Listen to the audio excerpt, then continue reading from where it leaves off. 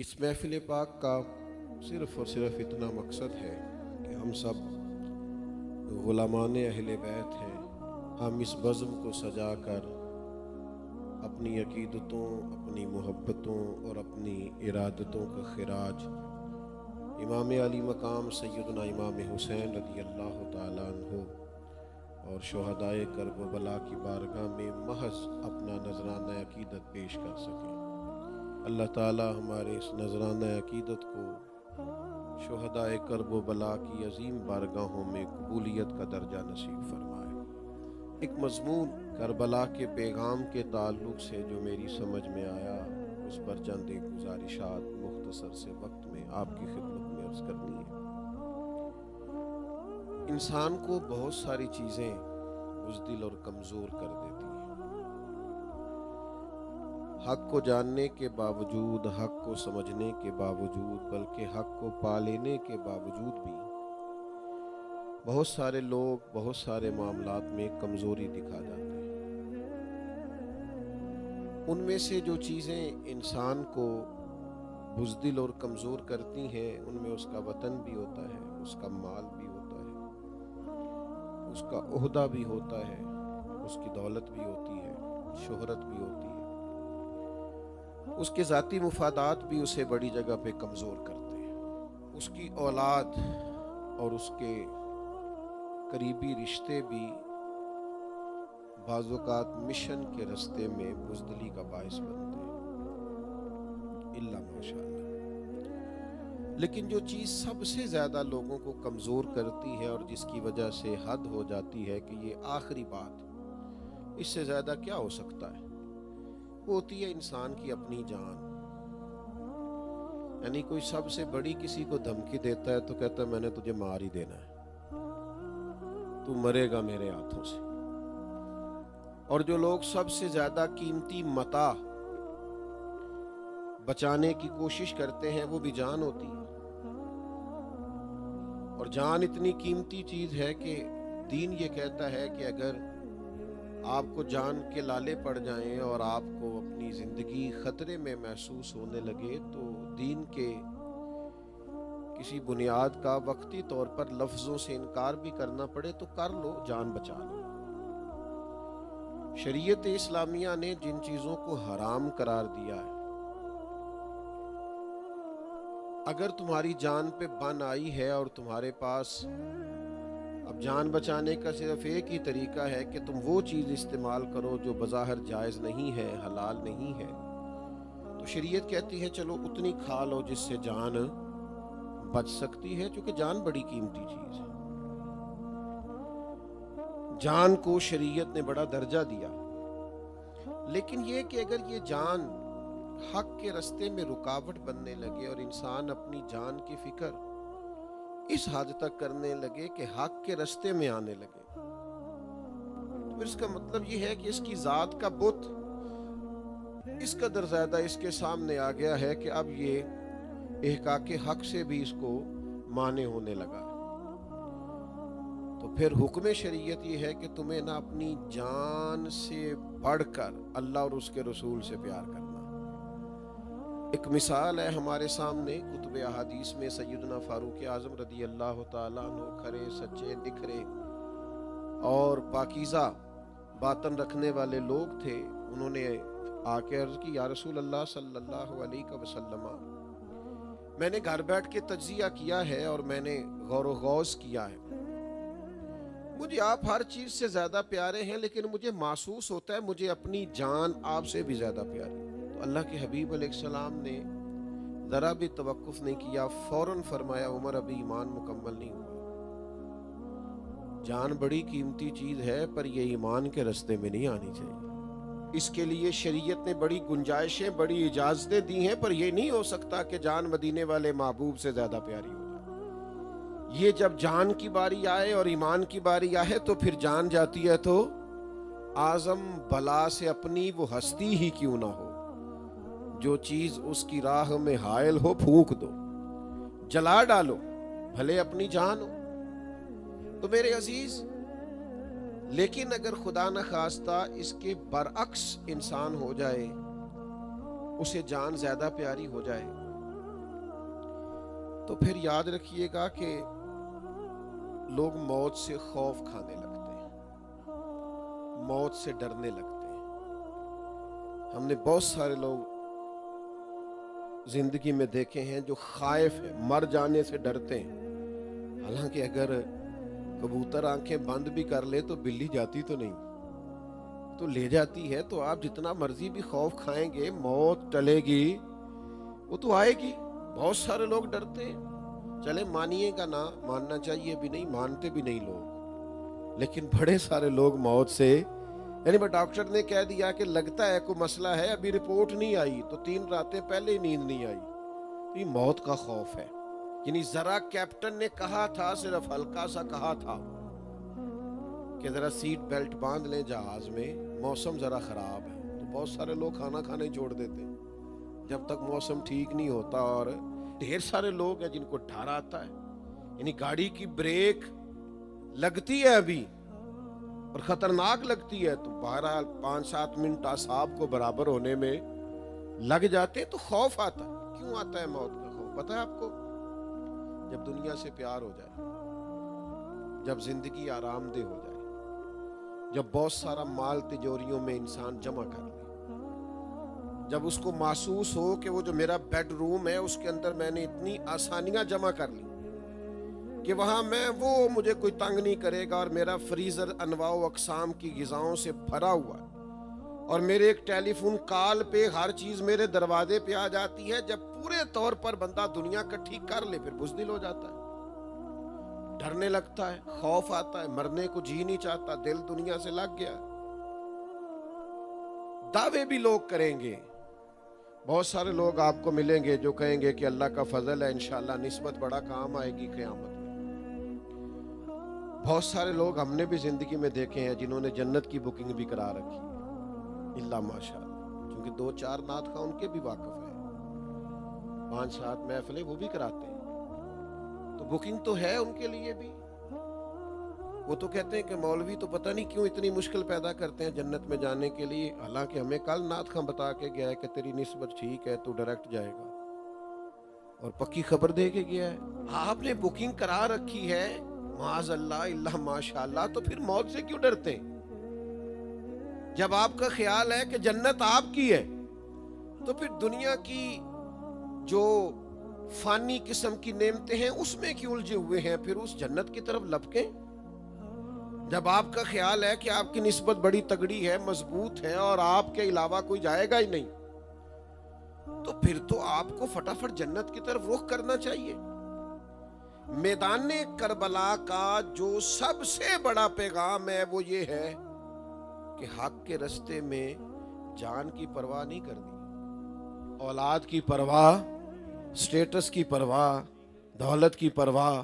حق کا رستہ ہے، جو جاتا ہے جائے، اس لیے کہ انہیں پتا تھا ہم نرے جنتی نہیں، ہم تو جنتیوں کے سردار ہیں، تو اگلا گھر ہمارے لیے تیار ہے، اس لیے فٹافٹ موت کو گلے لگایا، فٹافٹ شہادت کو قبول کیا۔ لیکن جو لوگ دعوے کرتے پھرتے ہیں، میں نے قرآن مجید کی جو آیہ مبارکہ تلاوت کی ہے نا، یہ سورہ بقرہ کی آیت نمبر 94، یہودی کہا کرتے تھے، یہ بھی سورہ بقرہ میں موجود ہے، وہ کہا کرتے تھے جنت میں محض ہم جائیں گے، کوئی اور نہیں جائے گا۔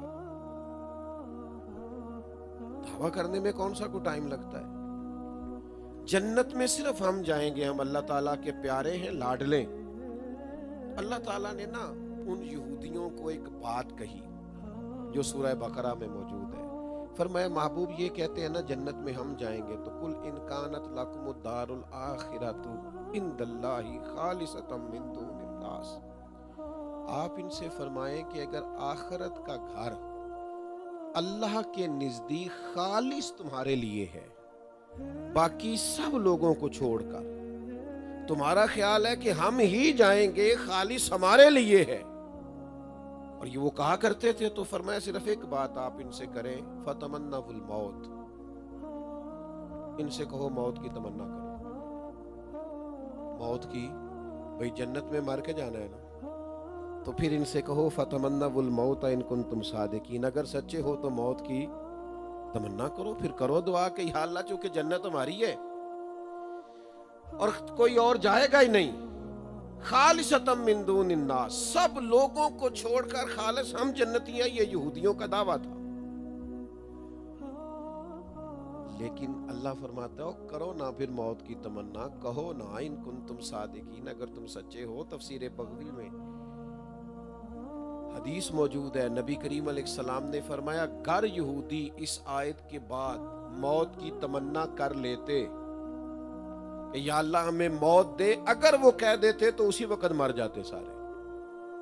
अल्लाह फरमाते करो ना भी मौत की तमन्ना, अगर तुम्हें खबर है कि जन्नत तुम्हारी है और तुम्हारे अलावा कोई नहीं जाएगा तो मौत की तमन्ना करो। फिर फरमाया वलन यतमन्नहु अबदन बिमा कद्दमत ऐदी, ये कभी महबूब मौत की तमन्ना नहीं करेंगे, ये कभी नहीं करें। क्यों नहीं करेंगे? इन्हें पता है हमने आगे क्या करतूत भेजे हुए। जिसको अपने करतूतों का पता हो वो मौत की तमन्ना, इनको पता है हमने आगे के लिए क्या भेजा है। मौत की तमन्ना तो करे फारूक आजम, हजरत उमर करे, पढ़ो ना बुखारी, हर रोज ही करें और हर नमाज के बाद ही करें। अल्लाहुम्मा रज़ुक़नी शहादतन फी सबीलिक, या अल्लाह कभी अपने रास्ते में शहादत की मौत दे देना, लेकिन या अल्लाह मौत अपने नबी के शहर में देना। शहादत मिले और तेरे नबी के शहर में, मदीना भी नहीं छोड़ना चाहते। शहादत की दुआ करेंगे लोग, शहादत की। कौन? जिनको पता है कि हमें हमारे नबी पाक ने बताया है कि तुमने नेकी कैसे करनी है, गुनाह से कैसे बचना है। ये मौत की तमन्ना करते थे, ये दुआ करते थे, पर किस मौत की? शहादत की मौत की। वैसे मौत की तमन्ना करना मना है, बुखारी शरीफ में मौजूद है। हुजूर अलैहिस्सलाम ने फरमाया दुनियावी मुश्किलात से घबरा कर मौत की तमन्ना ना करो। ऐ साढ़े कुछ बंदे रोज ही कहने अल्लाह करे मैं मर जाऊं। वो घर में हल्की सी लड़ाई हुई नहीं और अपने आप को बद्दुआएं दी नहीं, बहुत बड़ा जुर्म है, कबीरा गुनाह है। दुनियावी मुश्किलात से घबरा कर मौत की तमन्ना करना मना है। हुजूर ने फरमाया अगर ज्यादा ही कहना हो तो इतना कह लो कि या अल्लाह जब तक मेरा जिंदा रहना मेरे हक में बेहतर है, मुझे जिंदा रख, और जब मेरा दुनिया से जाना बेहतर है तो फिर मुझे ईमान की मौत अता फरमा। लेकिन ये दुनियावी मुश्किलात से घबरा कर मौत की तमन्ना करना मना। सहाबा शहादत की आरजू करते और तलब करते। ये बदर से लेकर करबला तक ये सारा निसाब शहादत है, ये सारा उन्वाने शहादत है, ये सारी जिंदगी दुआए शहादत। ये सुबह और शामें सिर्फ मंजिल शहादत की तरफ बढ़ने के लिए। उन लोगों को पता था असल घर तो हमारा आखिरत है, तो शहादत मिलेगी तो आखिरत में जाके वो बड़ा घर पाएंगे। याद रखना ये जो चारों जानिब मौत का खौफ हमें सताता है, इसी बुनियाद पर तो बातिल हमें डराता है। ये जो बार बार हम खौफ खाते हैं, डर जाते हैं, सहम जाते हैं, और बहुत सारे लोगों के हाथ पैर फूलने लगते हैं मौत के नाम से। तो मेरे भाई याद रखना ये जो लोग मैदानों में निकल आते थे ना, इन्हें तो मस्ती चढ़ी हुई होती थी शहादत की। एक खत है, इमाम तबरानी ने एक खत नकल किया है। हजरत खालिद बिन वलीद रदी अल्लाह ताला अन्हु ने जब ईरानियों के खिलाफ जिहाद का ऐलान किया ना, उस वक्त जब ईरान को फतह किया था और इस्लाम ईरान में पहुंचा था, तो जनाब खालिद बिन वलीद रदी अल्लाह ताला अन्हु ने ना एक खत लिखा था अहले ईरान को। वो खत बड़ा अनोखा है, बड़ा हसीन है, बड़ा खूबसूरत है। अजमी लोग, ईरानी लोग, बल्कि इस्लाम से पहले तो सारे लोग ही शराब पीते थे, तो कुछ देर के लिए शराब की मस्ती चढ़ती थी, नशा चढ़ता था। तो हजरत खालिद बिन वलीद रदी अल्लाह ताला अन्हु ईरानियों को मुखातिब करके कहने लगे ये हमें इतनी मस्ती है, इतना नशा है शहादत का कि जितना नशा तुम्हें शराब का नहीं होता, हमें उससे बढ़कर भी शहादत का नशा है। ये हजरत खालिद बिन वलीद रदी अल्लाह ताला अन्हु ने, इमाम तबरानी इस रवायत को लाए। अगर आप कभी इस नुक्ते को समझ जाएं और जनाब खालिद बिन वलीद रदी अल्लाह ताला अन्हु की इस बात को आप समझ जाएं, यानी कुछ नशे होते हैं वक्ती तौर पे चढ़ते हैं उतर जाते हैं। कहा तुम्हें शराब का नशा है, लेकिन वो थोड़ी देर के लिए मस्ती तुम्हें चढ़ती है फिर उतर जाती है। हमें शहादत का नशा चढ़ा हुआ है, और जिनको शहादत का नशा चढ़ जाए ना, وہ پھر اسی طرح کرتے ہیں کہ جب وہ کسی میدان میں جاتے ہیں تو کشتیاں جلا کے جاتے ہیں. وہ جب ارادے کرتے ہیں تو پھر رزلٹ کیا نکلے گا اس کی پرواہ نہیں کرتے. نتائج سے بے خوف ہو کر میدانوں میں اترتے. تو تر شروع ہو کے گالی ہزار دے, یہ وہ نشہ ہی نہیں جسے کوئی ترشی اتار دے. یہ ایسا نشہ چڑھ گیا ہے کہ آپ جتنی مرضی ترش چیز لے کے آئیں یہ اترے گا. اور یہ بڑا ذوق والا نشہ ہوتا تھا کہ لوگ دعائیں مانگتے, اپنے اندر تڑپ پیدا کرتے تھے, شوق پیدا ہوتا تھا. اور اتنا شوق پیدا, یہ نشہ کتنی دیر تک چڑھتا ہے اور کہاں تک جاتا ہے, یہ بھی ذرا ترمذی کی حدیث سماعت فرمائیے. نبی کریم صلی اللہ تعالی علیہ وآلہ وسلم نے حضرت جابر ابن عبداللہ کو بلایا جب ان کے والد حضرت عبداللہ ابن عمر شہید ہو گئے نا احد میں. تو حضرت جابر ابن عبداللہ سے سرکار دو عالم صلی اللہ علیہ وسلم کلام کرنے لگے. تو حضرت جابر ابن عبداللہ تھوڑے غمزدہ ہو گئے. عرض کی حضور والد شہید ہو گئے ہیں, بہنوں کا بوجھ ہے, قرض چڑھے ہوئے. تو اللہ کے حبیب علیہ السلام نے نا بات کا رخ ایک اور عظیم بات کی طرف پھیرا. حضور فرمانے لگے تمہیں بتاؤں تمہارے والد کو شان کیا ملی, اس شہید کو اللہ نے مرتبہ کیا دیا. یا رسول اللہ بتائیے. تو اللہ کے حبیب فرمانے لگے جو بھی شہید ہوا ہے رب نے اس پر پردے ڈال کے کلام کیا ہے. جب تیرے والد شہید ہوئے ہیں تو اللہ نے بے پردہ کلام فرمایا ہے. حضرت جابر ابن عبداللہ بڑے سیانے تھے. یہ صحابہ جو تھے یہ حضور کے مزاج کو جانتے تھے. جب یہ کہا نا کہ بغیر پردوں کے کلام کیا تو فوراً ان کی طبیعت میں اور طلب پیدا ہوئی, آنکھیں اور کھل گئیں, ذوق اور بیدار ہو گیا. یعنی اب وہ پوچھ رہے تھے حضور اگر آپ کو یہ پتہ نا کلام کیا ہے تو یہ بھی پتہ ہے کیا کلام کیا ہے. پھر وہ دو چار باتیں بھی اگر ہو جائیں نا تو کمال ہو جائے. تو حضور فرمانے لگے جابر جب تمہارے والد رب کے حضور پیش ہوئے تو اللہ کریم نے بے پردہ کلام فرمایا اور فرمایا عبداللہ مانگیے کچھ. اللہ کرے آپ کو سمجھ آئے. یعنی خدا خود میر مجلس بود, اللہ نے فرمایا مانگیے کچھ, مالک کریم نے. تو یہ شہادت کا نشہ اتنا تگڑا ہوتا ہے کہ حضرت عبداللہ ابن عمر عرض کرنے لگے, حضور فرماتے وہ رب کی بارگاہ میں عرض کرنے لگے مالک عرض یہ ہے کہ اگر ایک دفعہ پھر دنیا میں بھیجے نا اور پھر تیرے نبی کی قیادت میں جہاد ہونا, میرا ذرا دوبارہ شہید ہونے کو دل کرتا ہے. یعنی یہ وہ نشہ ہے, وہ کوئی اور ہیں جو پانی ملا کے پیتے ہیں. یہاں تو قلم لگی ہم بوتل ہلا کے پیتے ہیں. کہا وہ یہ تو معاملہ ہی کوئی تھوڑا انوکھا ہے, یہ اتنا نرالا نشہ ہے. لوگ کہتے ہیں جناب علی اکبر بھی چلے گئے تھے کربلا میں, جناب قاسم بن حسن 17-18 سال کی عمر میں چلے گئے تھے. میں نے کہا تم نے وہ ذائقہ چکھا ہی نہیں نا شہادت والا, تم نے وہ چکھا نہیں, تمہیں کیا پتا ہو. لوگ کہتے ہیں اتنے جنازے اٹھا کے بھی امام حسین دلیر تھے. میں نے کہا تمہیں اس ذائقے کا پتا نہیں. اے پوچھونا نو جنہ پیتی یا پھر ہونا تے کی بیتی یا جناد وچکارہی توڑ دیتی جئی نیتی جئی نہ نیتی یا. یہ تو اس سے پوچھ جو اس کا آشنا ہے, جسے پتا ہے کہ یہ اصل کیف ہوتا کیا ہے شہادت والا, یہ درد کیا ہے, یہ ذوق کیا ہے. تم اس رستے کے مسافری نہیں ہو, دور کھڑے ہو کے سوال پہ سوال کیے جا رہے ہو کہ انسان کے اعصاب کیسے برداشت کرتے, تمہیں پتہ نہیں. یہ ایک باقاعدہ لطف ہے, یہ ایک باقاعدہ سرور ہے, یہ شہادت ایک لذت ہے, یہ ایک کیف ہے. کبھی آپ نے دیکھا گھروں میں قرآن اندازی ہوتی ہو باپ بیٹے کی, اکثر نہیں ہوتی. کس بات پہ ہونی؟ اور اگر کسی گھر میں باپ اور بیٹا قرآن ڈالیں اور ڈالیں اس بات پہ کہ پہلے میں نے شہید ہونا ہے, کوئی کیف تو ہے نا, پیچھے کوئی داستان ہے اس کے, کوئی لذت تو ہے نا میرے بھائی.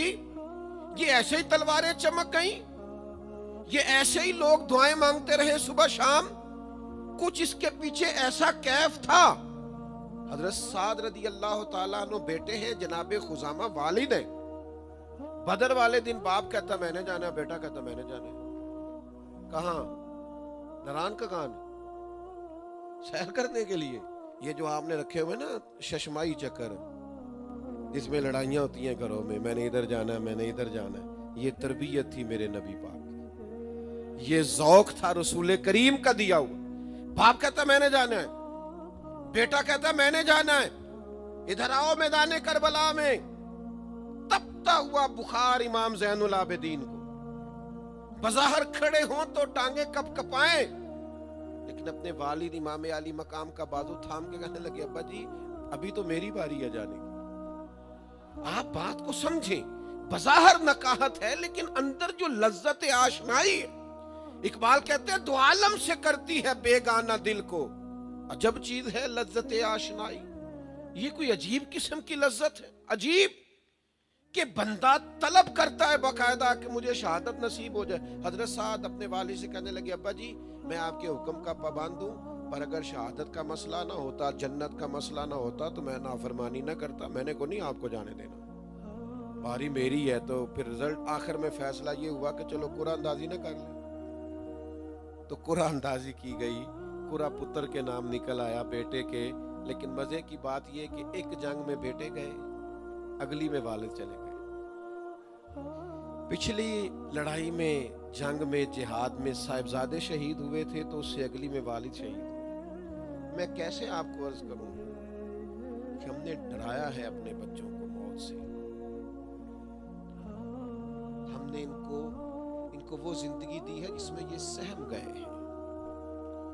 ہم نے آنے والی نسل کو صرف جینے کی لذت سے آگاہ کیا ہے، حالانکہ مر جانے کی بھی لذت ہے، حالانکہ موت بھی مومن کے لیے تحفہ ہے، حالانکہ اگر وصال کا شوق ہو تو موت ایک پل ہے، اس کے پار جائیں تو یار سے ملاقات ہوتی ہے۔ ہم نے اپنے بچوں کو کمزور کر دیا، مجھ سے ناراض نہ ہونا، وہ ماں کیا انقلاب اپنے بچے کے دل میں بھر رہی ہے جو اسے کہتی ہے بیٹا سو جا بلی آ گئی۔ جس بچے کو آپ نے بچپن سے بلی سے ڈرایا ہے اور کاکروچ سے ڈرایا ہے، وہ کل کو شیر بنے گا، میدان میں نکلے گا۔ سناؤ اپنے بچوں کو قصے خیبر و خندق کے، کرو تو صحیح ارادہ، سناؤ اپنے بچوں کو قصے خیبر و خندق کے، کہانی سن کے حیدر کی دلوں سے ڈر نکلتے ہیں۔ ہم اپنی بھی تو داستانیں سناتے ہیں نا، تو مشورہ دیا شاعر نے، وہ کہتا ہے سناؤ اپنے بچوں کو قصے خیبر و خندق کے، اس لیے کہ کہانی سن کے حیدر کی دلوں سے ڈر نکلتے۔ ان کو طاقتور اعصاب دو، مضبوط اعصاب دو، تگڑی بات دو، اور یہ ایک لذت ہے، یہ ایک کیف ہے۔ بڑے مخلص تھے حضرت عبداللہ ابن عباس، بڑے مخلص تھے حضرت عبداللہ ابن عمر، بڑے مخلص تھے حضرت عبداللہ ابن زبیر۔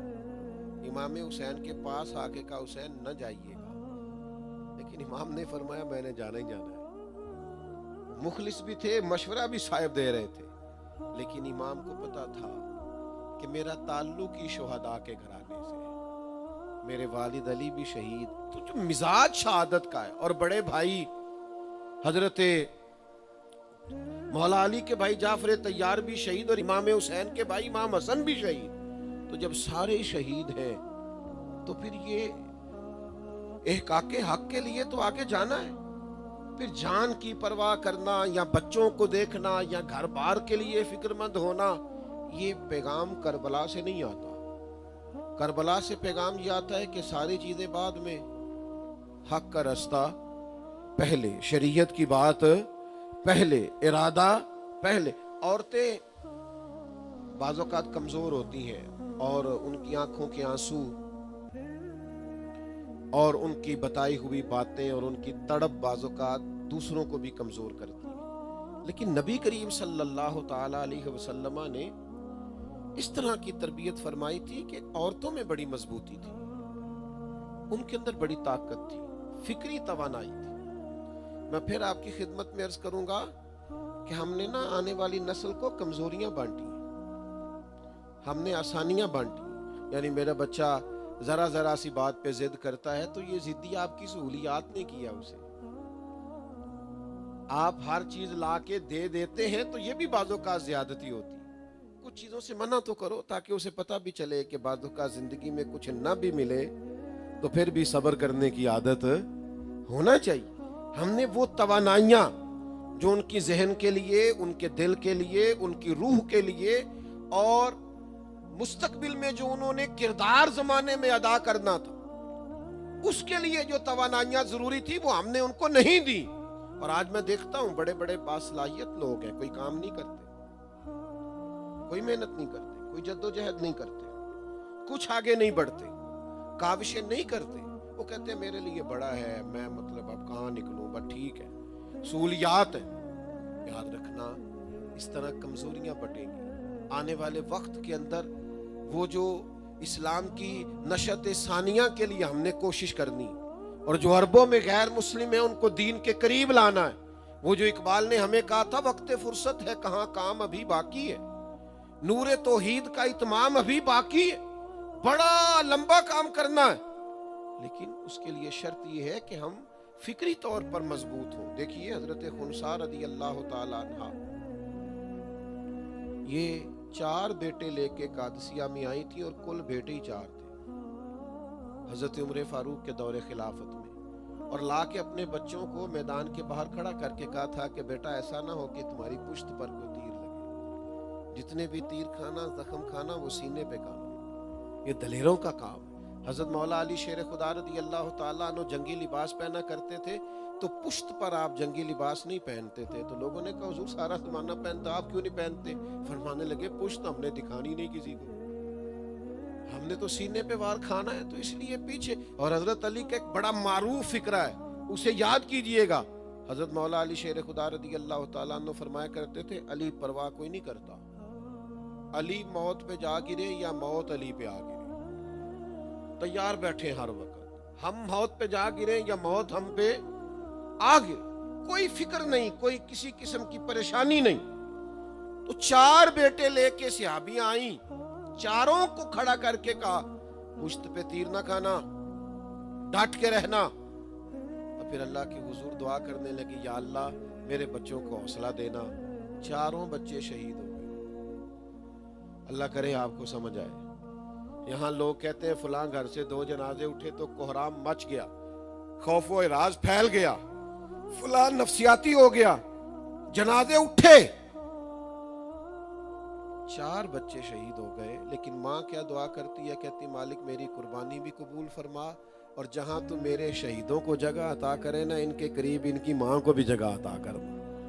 इमाम अली मकाम रज़ी अल्लाह ताला अन्हु के साथ जो खवातीन गई हैं ना मैदान में, हमारे यहाँ तो एक रिवाज बन गया ना, कुछ लोगों का मिजाज है कि वो मसाइब सुना सुना के, क्योंकि वो मसाइब ही सुनाएंगे तो काम बनेगा। मैंने बहुत पहले कहा था, फिर कहता हूँ, हम हाय हुसैन वाले नहीं हैं, हम तो वाह हुसैन वाले हैं। जो जवां बेटे की मैयत पे न रोया वो हुसैन, जिसने सब कुछ खो के फिर भी कुछ ना खोया वो हुसैन। हजरत इमाम अली मकाम रज़ी अल्लाह ताला अन्हु के साथ जो खवातीन थी, उनकी दलेरी, जनाब शहरबानों की, हजरत ज़ैनब की, सैयदा सकीना की, आप कभी पढ़े तारीख, उनकी जुर्रत, उनका मेयार, इसलिए कि उन्होंने तो शहादत का निसाब रोज की बुनियादों पे पढ़ा था। बल्कि जब यजीद ने अपने दरबार में कुछ कहना चाहा तो जनाब ज़ैनब रज़ी अल्लाह ताला अन्हा पर्दे के पीछे से उठ खड़ी हुई और इस लहजे में गुफ्तगू की कि वहां एक नाबीना सहाबी बैठे थे, वो साथ वाले का घुटना हिला के कहने लगे, मौला अली तो नहीं आ गए दरबार में? जिब्रील अमी रस घोल रहे हों जैसे, और कानों में असर घोल रहे हों जैसे, दरबार दमिश्क में वो ज़ैनब का खिताब गोया मिंबर पे अली बोल रहे हों जैसे। तो मेरे अजीज, ये अपने अंदर खास तवानाई लाएं। ये डरी डरी बातें, सहमी सहमी बातें, कमजोर बातें, मुझे ना पास सियासी बंदे अच्छे नहीं लगते जो सियासतें नहीं करते, हर जगह सियासत ही सियासत। वो कमजोर होते हैं, वो कहीं को डट के चूंकि उन्होंने, नाराज ना होइएगा, कसे बाशत किसी की बात कर रहा हूं, क्या तरीका होता है कि उन्होंने ग्रुप बनते हैं गीबतों से, गीबतें छुप के होती हैं, और जो काम छुप के हो वो बुज़दिलों वाला होता है। आप डट के रहे, किसी के साथ हो तो तब भी डट के, मुखालिफ हो तो तब भी डट के, یعنی شکست کھائے کسی سے تو پانی پانی ہو، دعا کرو کہ دشمن بھی خاندانی ہو. وہ بندہ مطلب جو کرے، پیار کرے تو تب بھی ڈٹ کے، اور اختلاف کرے تو تب بھی ڈٹ کے. یہ کمزوریاں جو ہمارے معاشرے میں پائی جاتی ہیں نا، اس لیے اس معنی میں غیر سیاسی ہو جائیں. یہ رویے درست نہیں ہے کہ جہاں بھی گئے کوئی نہ کوئی گروپ ہی نیا قائم کیا. اس سے بھی خرابی ہوتی. آپ جو کریں تھوڑا ڈٹ کے کریں، تھوڑا مضبوط ہو کے کریں، تھوڑا آپ کے اندر ویژن ہو، آگے بڑھنے کا جذبہ ہو.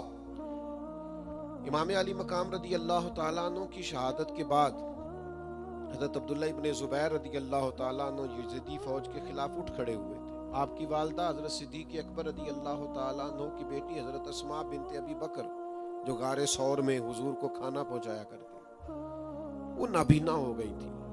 عمر بھی بہت زیادہ تھی، 100 سال کے قریب عمر تھی. تو جب یزیدی لشکر حملہ آور ہوا تو حضرت عبداللہ ابن زبیر کے کچھ ساتھی شہید ہو گئے، کچھ آپ کو چھوڑ کے چلے گئے. تو آپ اپنی والدہ کی خدمت میں حاضر ہوئے. جا کر کے عرض کیا کہ اماں جی، کچھ میرے دوست چھوڑ گئے ہیں اور کچھ جو ہیں وہ شہید کر دیے گئے ہیں، تو میرے لیے کیا حکم ہے؟ تو والدہ نے ایک ہی جملہ کہا. میں نے کہا خواتین کے بارے میں لوگوں کا خیال ہوتا ہے یہ کمزور کر دیں، ان کے آنسو کمزور کر دیتے ہیں، پاؤں کی زنجیر بن جاتے ہیں. حضرت عبداللہ ابن زبیر کی والدہ جناب اسماء کہنے لگی، پتر تو مجھے یہ بتا کہ تو حق پہ ہے کہ نہیں؟ نے کہا اماں جی ہوں تو میں حق پہ. تو فرمایا بیٹا پھر پیچھے قدم نہیں ہٹانا، پھر آگے بڑھ. تو کہا اماں میری شہادت ہو جائے گی تو برداشت کر لے گی؟ کہا بیٹا شہادتیں یہ تو ورثہ ہے امت مسلمہ، آپ میدان میں نکلے. تو کہا اماں یہ جو یزیدی مزاج لوگ ہیں نا، یہ نیرا شہید نہیں کرتے، یہ بڑے بے رحم ہیں، یہ کھال اتار دیتے ہیں، آنکھیں نکال دیتے ہیں، ناک کان کاٹ دیتے ہیں، بڑے صفاق قسم کے بے رحم دشمن ہیں. تو والدہ کیا کہتی ہیں؟ کہتی پتر بکرے کو صرف ذبح ہوتے وقت تکلیف ہوتی ہے، کھال اترتے وقت تکلیف نہیں ہوتی. یہ شہادت کی تکلیف ذرا سی ایک دفعہ ہوتی، بار بار نہیں ہوتی. تو حضرت عبداللہ ابن زبیر پھر نکلے میدان میں، شہید کیے گئے. ان کی مقدس لاش مبارک کو مکہ مکرمہ کے چوک میں لٹکا دیا. حجاج بن یوسف نے بلایا، جناب اسماء گئیں. کہنے لگا رستے میں ایک شخص نے کہا کہ وہ آپ کے بیٹے تو لٹکے ہوئے. کہنے لگے شروع سے ہی اسے گھوڑ سواری کا بڑا شوق ہے، زمین پہ پیر کم ہی رکھتا ہے، اس کی عادت ہے ذرا گھوڑوں پہ سوار رہنا. تو جب گئے حجاج کے پاس تو حجاج کہنے لگا تمہیں پتہ ہے میں نے آپ کے بیٹے کو شہید کر دیا. تو جناب اسماء کہنے لگی اس کا مطلب ہے کہ پھر اللہ نے اسے ابدی زندگی عطا کر دی. شہید کو تو مردہ بھی نہیں نہ کہہ سکتے، ابدی زندگی عطا ہو گئی. تو میرے عزیز یاد رکھنا، موت کے خوف سے باہر آ جاؤ. بلکہ اگر کچھ 4 دن سکون سے جینا چاہتے ہو تو اس کے لیے بھی ضروری ہے کہ موت کے خوف سے نکل آؤ. جن کے پیچھے ہر وقت موت کا خوف لگا رہتا ہے وہ تو بیچارے جی بھی نہیں سکتے. اگر ڈھب سے جینا ہے تو اس کے لیے بھی دلیر ہونا پڑے گا. تو یہ مت سمجھنا کہ جو موت سے ڈرتے ہیں وہ نیرا ماری جاتے ہیں، وہ جی بھی نہیں سکتے. ان کے لیے زندگی لمحہ لمحہ آزمائش کی طرح ہوتی ہے.